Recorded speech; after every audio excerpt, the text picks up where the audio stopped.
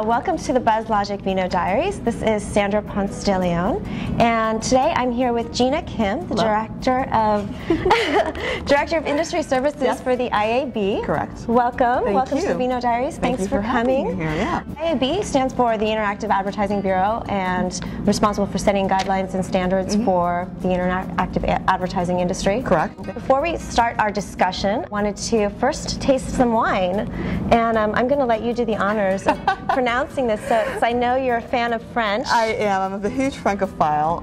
So I believe the way to pronounce it is a Domaine Brousset, and it's a Carène from Côte-Turon. Right, and I'm told that this is a blend of Grenache, Syrah, and also something that I can't pronounce, let's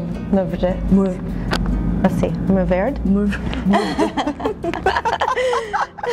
Mourvèdre. Yes, yes. It should be a little grassy and a little fruity because of the Grenache, and the Syrah gives it a little bit of body, so let's have a taste. Cheers. Cheers. Santé in French. Very delicious. What do you think? Very nice. Yeah. Very nice wine. Definitely can taste some of that dark fruit. Good. Yes. Yeah, very good. Very nice. So welcome to the Vino Diaries. Thank you. And you are coming to San Francisco on the heels of a very exciting event for the IAB. That was the IAB Social Media Marketplace. Correct. So tell us a little bit about the event. It went very well. We had about 350 participants, 60% agencies and marketers, which just proves how much marketers and advertisers are excited about social media and want to learn more.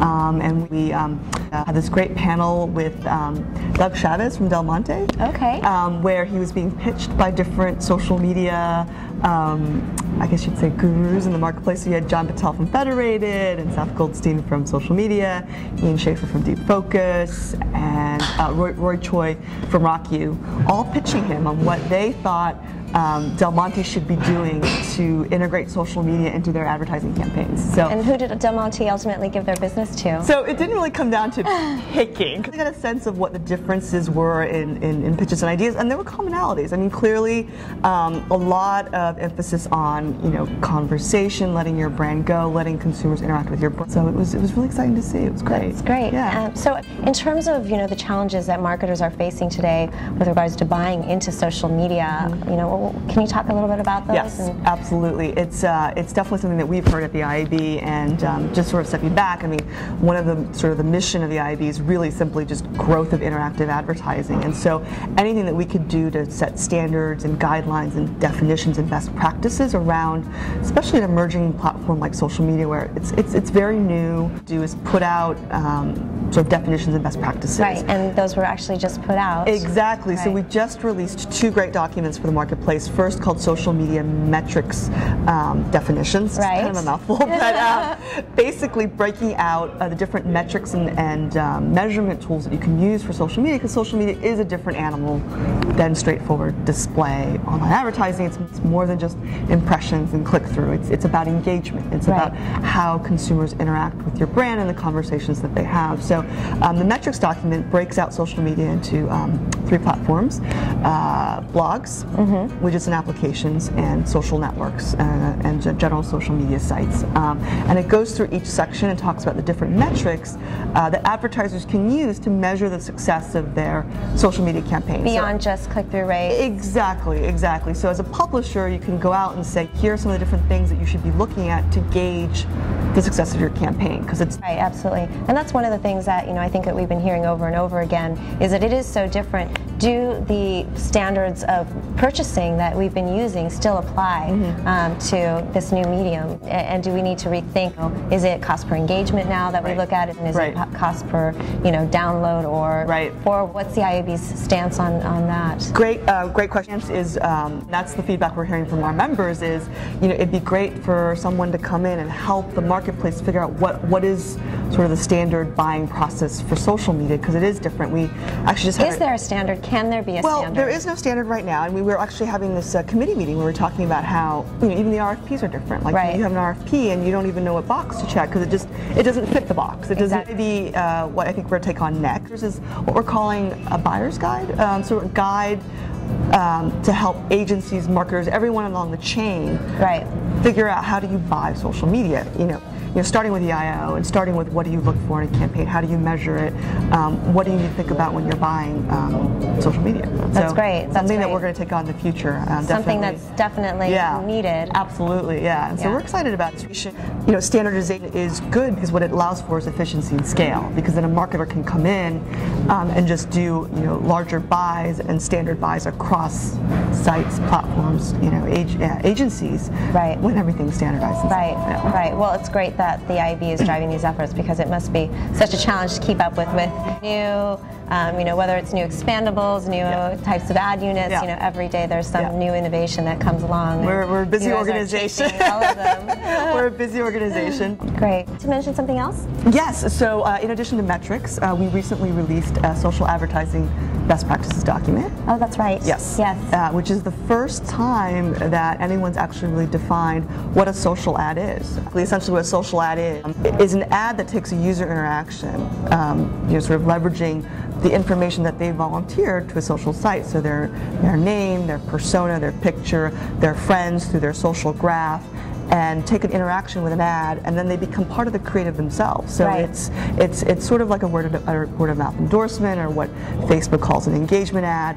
But basically, you as the consumer are endorsing a product, a service, a new movie, a Snickers bar, and saying that to all your friends that you're a fan. Right. And then that gets put into the creative unit, and your picture shows up, and it's in sort of everyone's feed.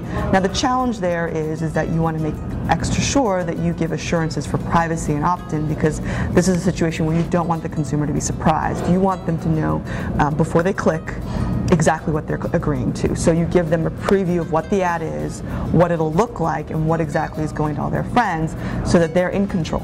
Right. And then that ultimately it's their decision. You want someone to be genuinely, excited and a fan and their service, and want to actually show their friends and share it with their friends. Right. So to that extent, you have to opt into then being part of the advertising and the actual creative. Right. Right. Yeah. So it's exciting. Yeah. And you think about it, and there's a lot of search and research showing that banner ads themselves aren't really engaging, because you're in a social environment, you're interacting with your friends, but the banner ads are static. What's the intent of the user on the site? Exactly. They're there to socialize with their friends. Exactly. Are they there to see an ad, and how can we make those ads perform better? Exactly. So if the ad graph and the ad itself incorporates social elements in the creative, you're much more likely to catch awareness, and to be effective, and to sort of to build engagement. Right. Yeah. That's great. Yeah. So we're excited about that as well. Very cool. Yeah.